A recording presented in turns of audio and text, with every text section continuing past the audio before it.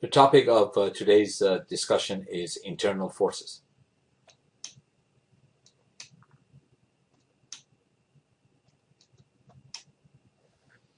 The objectives is to use the method of sections for determining the internal forces in different load cases in different members, and our discussion pretty much is limited to two-dimensional load cases. As such, we would perform certain activities, including a reading quiz. I'm going to discuss some of the applications and the types of internal forces. I would also describe and go over a few problems as to how we can determine the internal forces. We're going to go through the steps. There will be a concept quiz. There's a group problem solving, and there is an attention quiz. So let's get started. Let me start by reading quiz number 1. In a multi-force member, the member is generally subjected to an internal blank. There are 4 choices here. A, normal forces, B, shear force, C, bending moment, and D, all of the above. So based on the readings that you're supposed to have done so far, and based on your studying, all of the above is correct. If you have a multi-force member, then internal forces could consist of normal force, shear force, and bending moment. So answer D, all of the above, is the correct answer. Reading quiz number 2. In mechanics, the force component V acting tangent to or along the face of the section is called the blank. So our task is to pick the correct answer or the most appropriate answer. If we have a force component V acting tangent to or along the face of the section, that is this force V. It has a tendency to shear the section off, and so we call it the shear force. In this case, answer B is the correct answer. There are other types of forces, and this is the axial force. Again, this is shear, and this is bending moment. And those are 3 main forces in which they can affect the section greatly. So those are the 3 forces that we will be discussing throughout our today's discussion. Let's take a look at some of the applications because a static course without really discussing application is meaningless. I'm sure you are familiar with the concept of beams, and they are structural members designed to support loads applied perpendicular to their axis. They could be found on a building, bridges, also on railroad tracks in which we have box girders, and what have you. Those are more like special cases of deep beams. They're often used to support the span of bridges. At supports, they can be thicker, and at the center of the span, they could be narrower. The reason for that is what we would discuss today, and we find out. So why are they tapered? Obviously, there are reasons. Important reason for that is the variation of the internal forces and the presence of the type of internal forces that varies from supports to the center and so on. Bridges as such, they are multi-span structures, and they are indeterminate structures, so we need to draw the shear and moment diagram and to see the variation of moment and shear, and also axial forces if there's any present.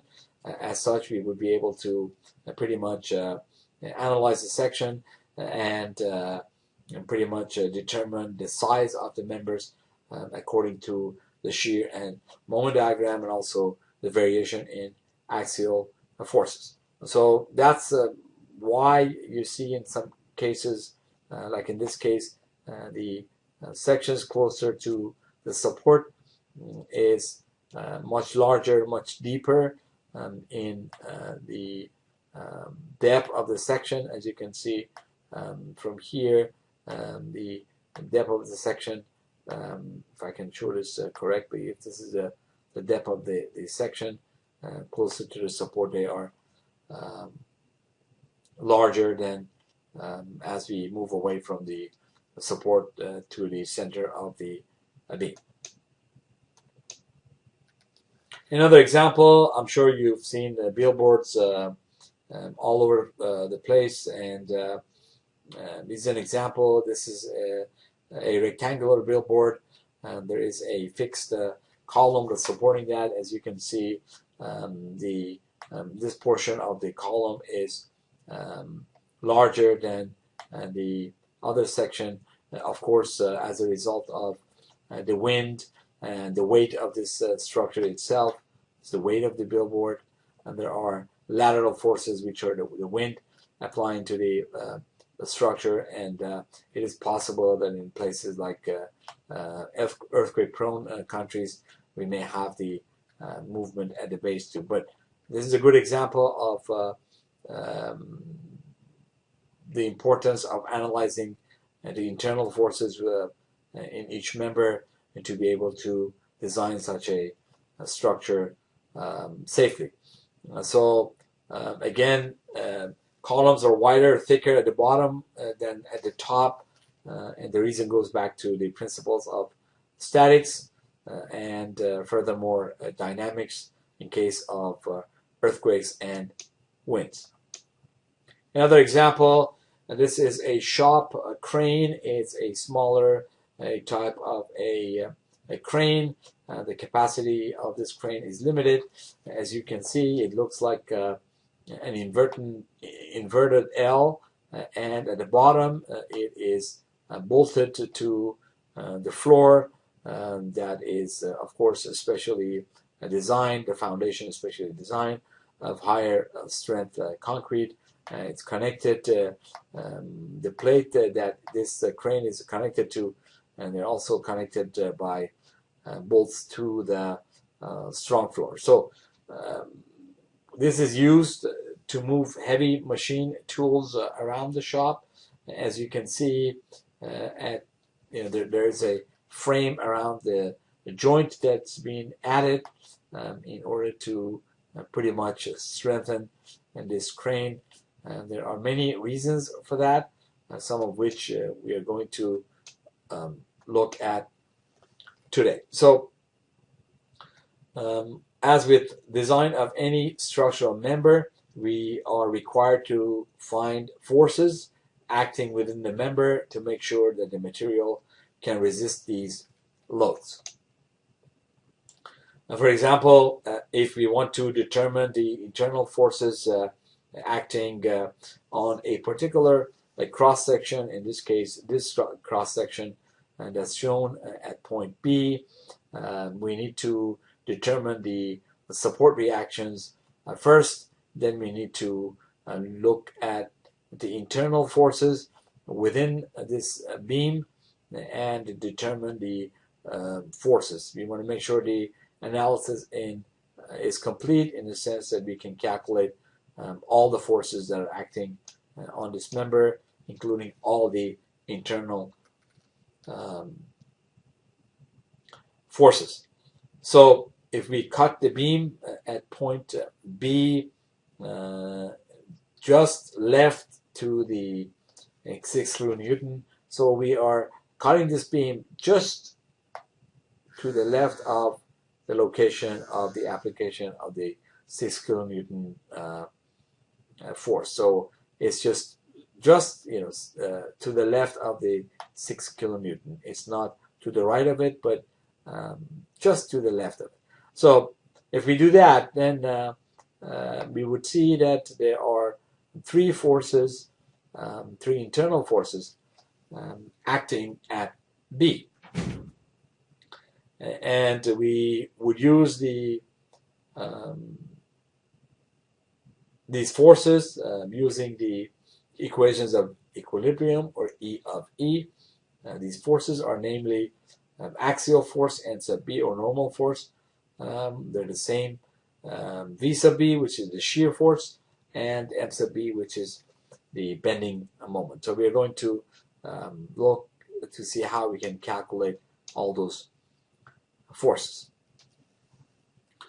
So here's a closer look at another beam, a typical beam at point B, and there are loads P1 and P2 acting on this beam. The part that is shown in the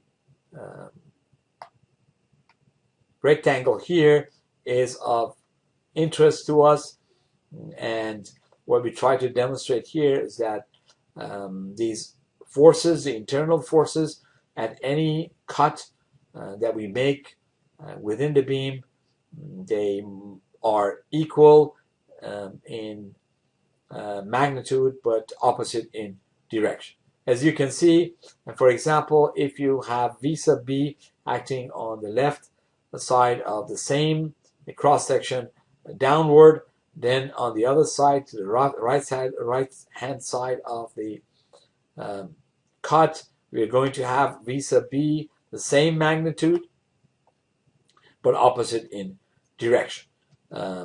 Normal forces, for example, if the assumption is it goes from right to left, in this case it's pointing to the right, the normal force on the other side of B to the right of it must be canceling this force out. Otherwise, we are not going to have equilibrium, and we are violating the equilibrium, and that means the member is not static anymore. It becomes dynamics and it starts to move.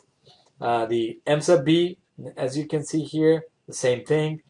On the left-hand side of the cut, it is counterclockwise, but on the right-hand side of the cut, which is M sub B, it is clockwise. So the loads on the left and right side of the section at B are equal in magnitude but opposite in direction, as I said here. This is because when the two sides are reconnected, the net loads are zero at the section, because the section must remain in static equilibrium. This is regardless of the number of loads that we have, number of external loads that are applied to a structure. This is regardless of what would be the reaction of the support and what have you. These are laws of equilibrium that cannot be violated. Otherwise, we are not in equilibrium anymore. So, what are some of the steps for determining internal forces? This slide could be a little bit noisy, so I recommend you bring your volume down a little bit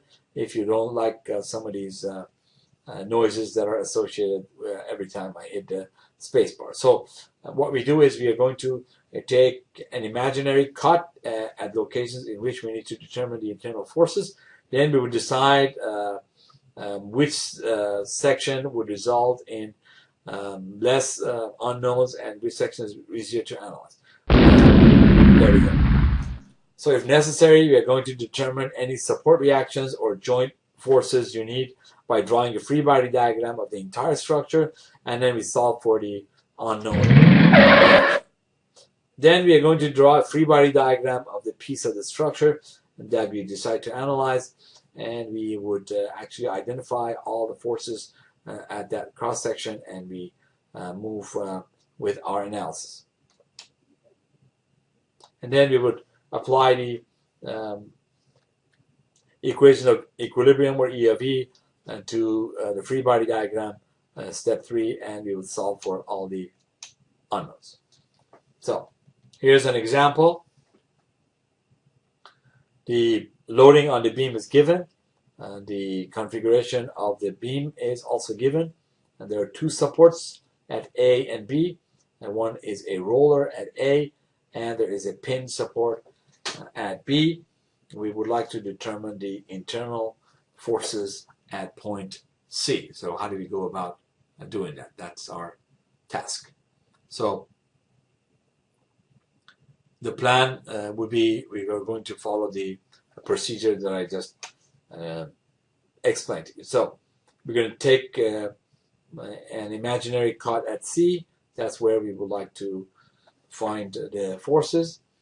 So you're going to make an imaginary cut right here at C, and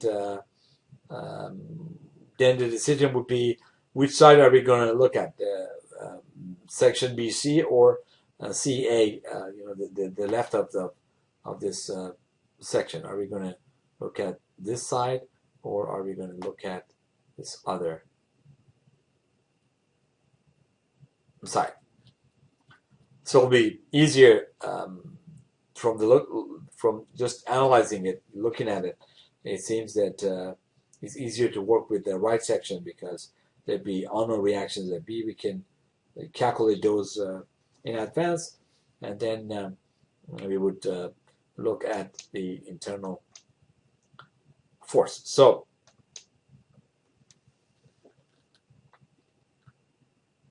we need to find the reactions at B. For that, we would draw the free body diagram of the entire beam. We would replace our distributed load with an equivalent concentrated load, and we would place that according to the center of gravity of the load.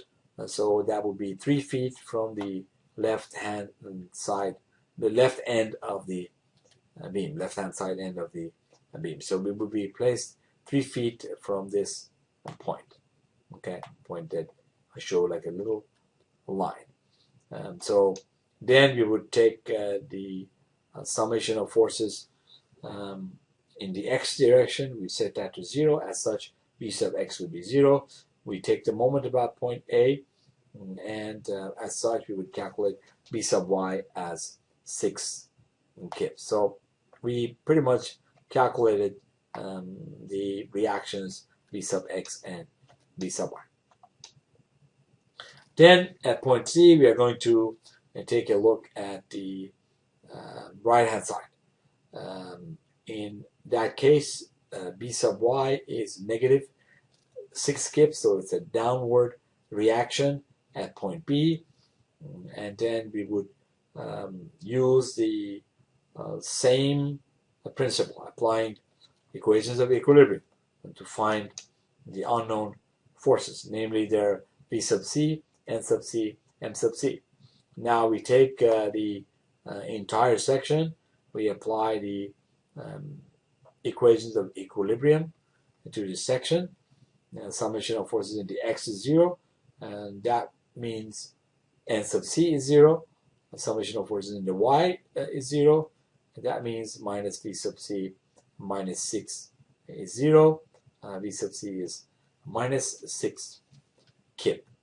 And then we take the moment about point C, and we set that to 0, and that would calculate m sub c. That's the end result. And the way we do that is, of course, there is a moment caused by this 6 kips force. It's downward multiplied by the moment arm, which is 4.5. Remember, we take the moment about a point C, which is this point. So 4.5 times minus 6. And then the magnitude, the direction of m sub c is, in this case, we assume a direction. Again, it is clockwise, assuming that the direction of the moment, in this case, the clockwise, is positive. And then we make that assumption. Then m sub c turn out to be negative, and that means m sub c is going to, in reality, be counterclockwise, not clockwise. V sub c, we also assume a direction. V sub c is also minus 6 kips, opposite to the direction that we made the assumption. So this is really all the steps that are involved. Now, let's take a look at this concept quiz real quick and see if you can answer that right away, or it's going to take some time for you to pretty much apply what you've learned so far. So concept quiz number 1, a column is loaded with a vertical 100 Newton force, at which sections are the internal loads the same.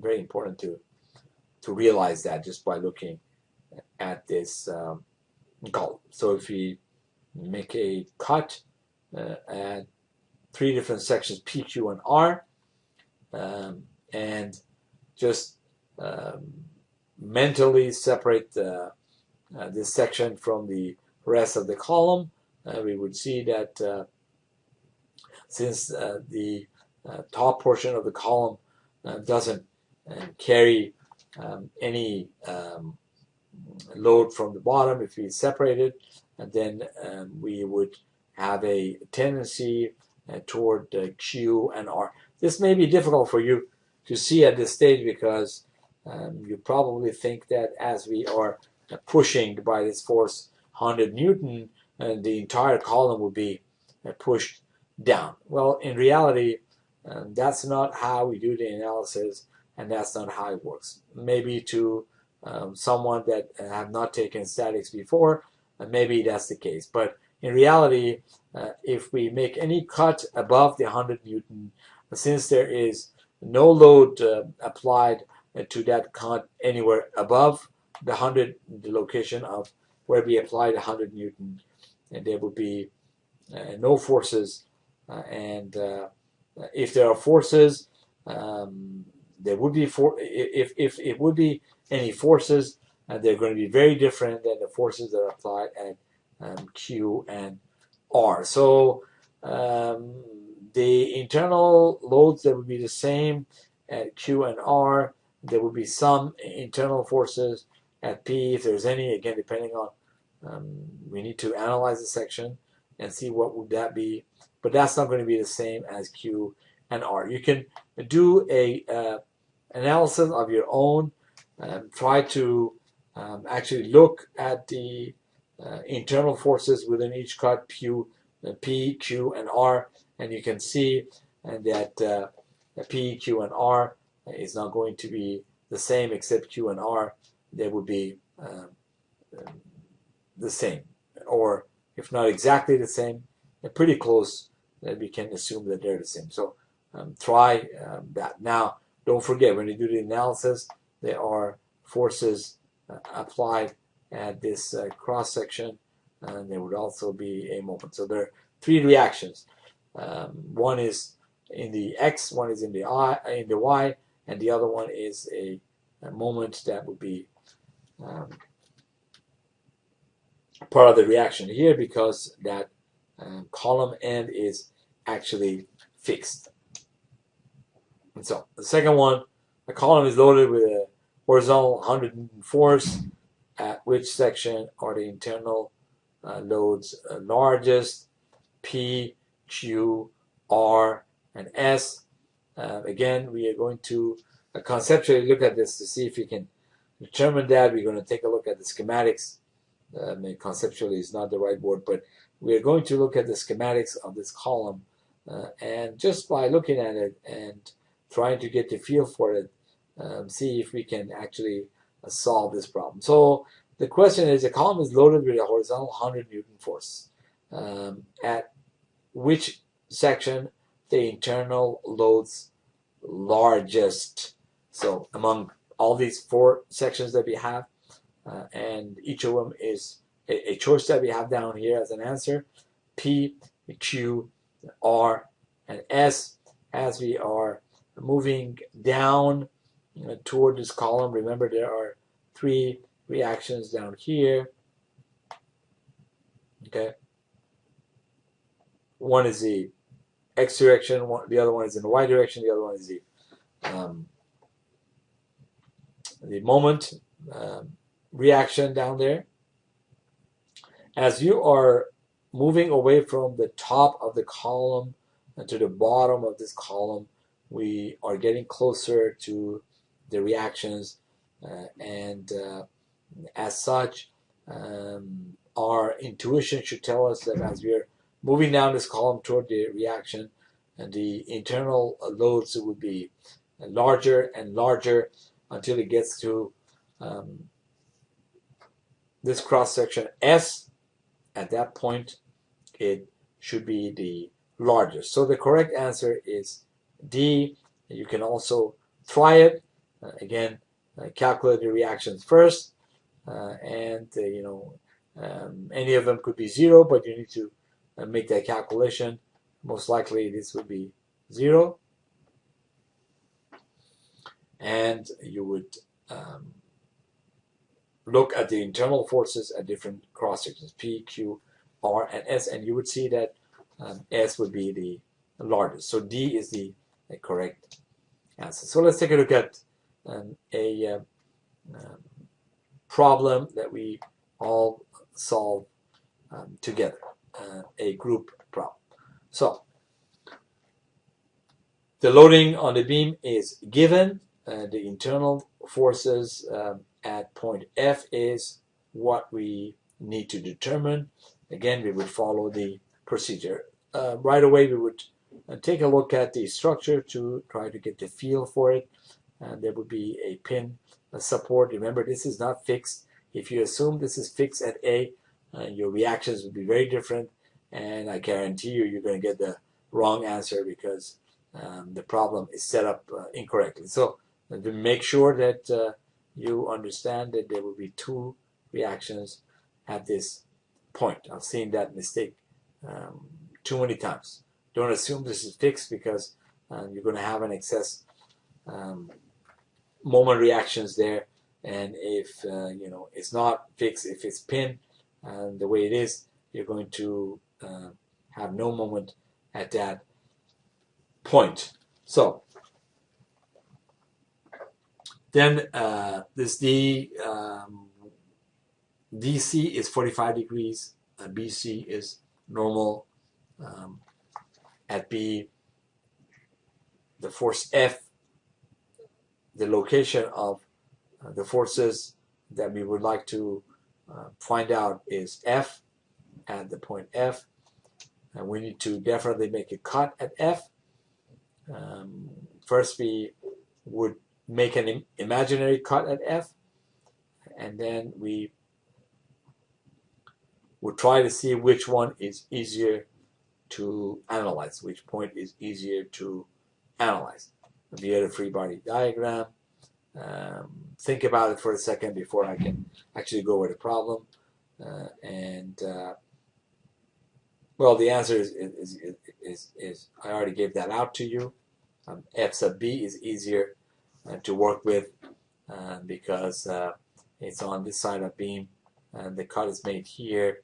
We're going to have one force BC developed in cable or rope BC, and then we would have this load 1.5 meter times 300 Newton acting at the center of gravity of the load. For the lack of better terms, loads don't have a center of gravity, but we refer to that to be able to make the connection between the center of gravity of an object and the centroid of a load. So we're going to apply it at that point. So let's take a look at it. Now, first we need to find out what the reactions are. So we're going to pretty much draw a free body diagram, apply the equation of equilibrium for the entire frame. And for section BF, we're primarily interested in the forces in cable T, and so we need to look at the entire structure to be able to solve for T. So summation of forces in the X, we set that to 0 for this free body diagram that I just showed you. H sub X plus T cosine of 45 degrees is 0. Again, it's very important to realize that there is a T cosine of 45 degrees. In this case, we would set that to 0 because that is the X component of force T. If you take the cosine of 45 degrees, and that would be the X component T sub X. There's also a T sub Y. So if you take the cosine of 45 degrees, the cosine of 45 degrees would be T sub x divided by T. As such, you can calculate T sub x. For T sub y, you take the sine of 45 degrees because T sub y would be the T multiplied by sine of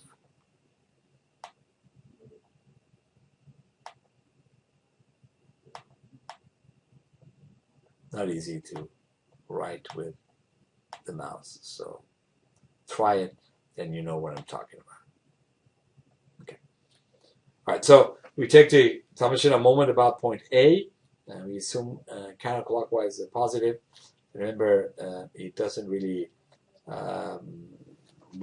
matter which way we assume that because depending on the final answer, we can go ahead and change that. So, but the assumption we made so far, counterclockwise positive, we take that assumption. And so taking the summation of moment about A, T times 6, that's the moment arm. Remember, you're taking the summation of moment about point A, it's back here. So T has a tendency to turn this structure counterclockwise. There would be T multiplied by 6. That's the moment arm, the distance from here all the way to here. This is the vertical distance, and it is 6 meter, 3 plus 3, as shown up here. So that'd be that plus the y component of a T, which is T sine 45 degrees. That's multiplied by 6. That's the moment arm, and then minus 1800 times 3, and that would be 0. I'm going to grab a calculator and go over these calculations with you. There was a typo in this particular calculation here that I just fixed.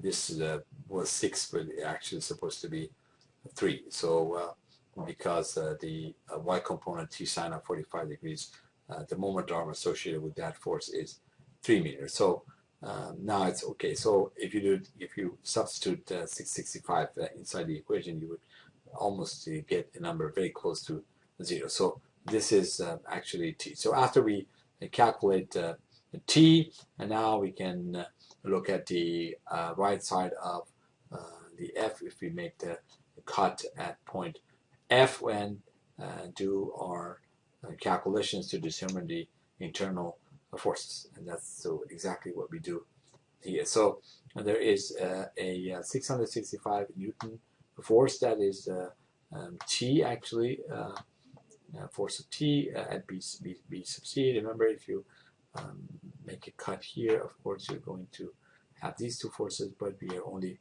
looking at this portion, and as such that would be a T here, okay?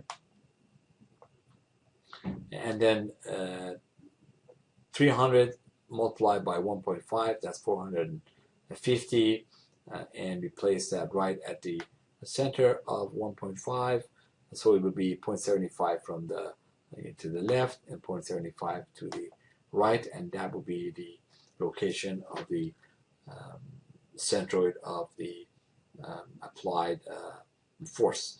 And you know that from previous calculations, lectures, and examples and homeworks that you have done. So at point F, we are going to have 3 forces, namely V sub F, that's the shear at F, M sub F, moment at point F, and N sub F. And so we are going to use the equations of equilibrium, E of E, to determine those. And we have 3 unknowns here, N sub F, V sub F, and M sub F. And we have 3 equations available to us from fundamentals of statics equilibrium. As such, we can solve for that. First is we are going to take the summation of forces in the x direction. We set that to 0. As such, N sub F would be 0. So we solve for this one. And then V sub F, we take the summation of forces in the y. We set that to 0. As such, we are going to have negative 450. This is a downward 665, that's upward, so that's a plus, that's a minus. V sub f is assumed to be acting downward. V sub f, and there's a negative associated with that. We set that to 0. As such, from here, V sub f is 215 Newton. This number turned out to be positive. And so the assumption that we made for the direction of V sub f is also correct. So we knock V sub f down. Now one more we have is to calculate m sub f. We take the summation of moment about point C. We set that to 0. This actually is supposed to be point F, not C. There's another typo here, so let me fix that as we go by. So this is actually moment about force at point F, not C. We take the summation of moment about F. We set that to 0. As such, we're going to have 665 times 665 Newton. The moment arm would be 1.5. And the assumption we made here is the counterclockwise is positive. So T, or 665 Newton, would cause a counterclockwise rotation. And that's how it works. Remember the 450 Newton. The calculations are also given here. How we can actually calculate the 450 Newton and place it 0.75 from point F. So summation of moment about F, we set that to 0.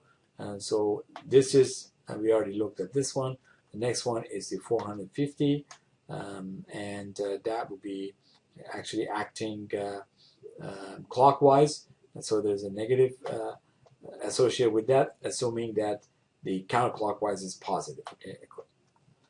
And then minus m sub f, which is the unknown. It's negative because although the direction of the moment is assumed to be positive counterclockwise, we assumed that m sub f is acting clockwise. And that turned out to be correct later. So it's going to be minus m sub f, and we are going to solve this equation. For one unknown, m sub f would be 660 Newton meter. That's would be really the final answer in this case. So we did calculate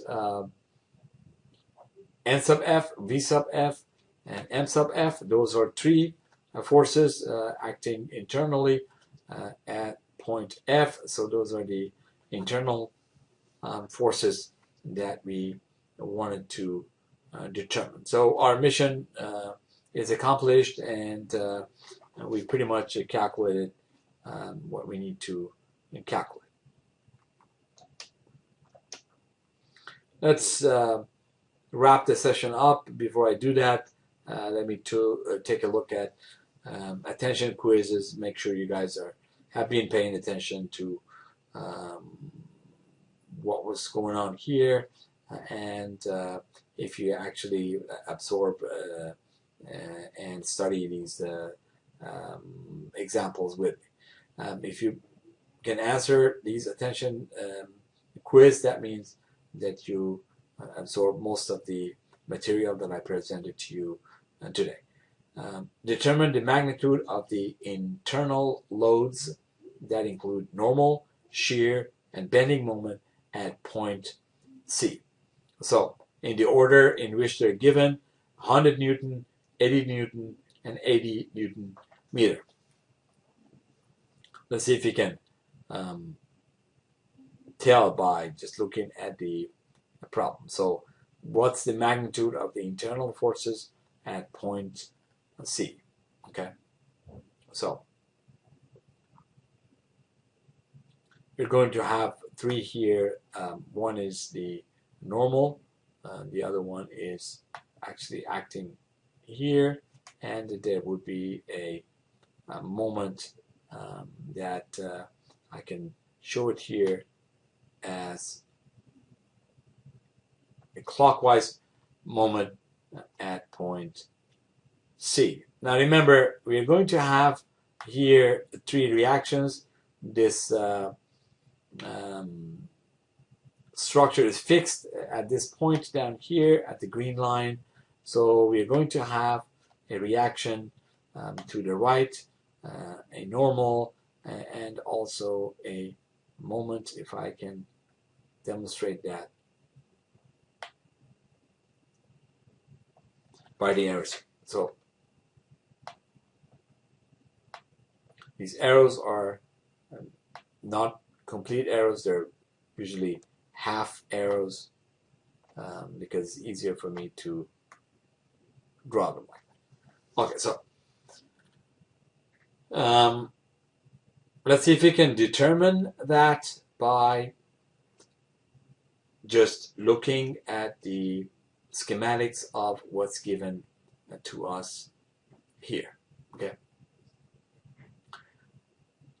So at point C, there would be a shear force. Just looking at the way the loads are at the end, the 80 Newton seems to be the magnitude of the shear at point C.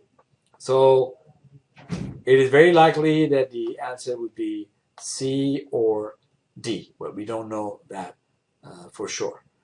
So let's continue with our inspection. Then there's a 100 Newton force applied downward at this point, and the reaction at point C, or the force, the internal force perpendicular at that point at C is going to be 100 Newton. So between the two, so far we're good. So that's another confirmation that the correct answer is either C or D. But we don't know that yet for sure what will be the answer unless we carry the inspection one more step further. So the bending moment is either 40 Newton meter or 0, just by looking at, just by inspecting the structure and looking at the loads that are given.